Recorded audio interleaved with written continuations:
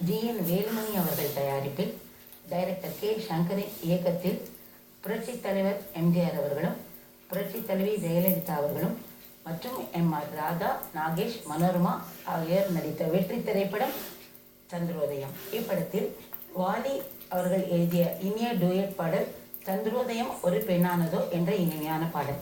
இப்பாடலை டி.எம்.எஸ். அவர்களும் சுசீலா அவர்களும் இணைந்து பாடியுள்ளனர். இந்த இனிமையான பாடலை இப்பொழுது கேட்கலாம்.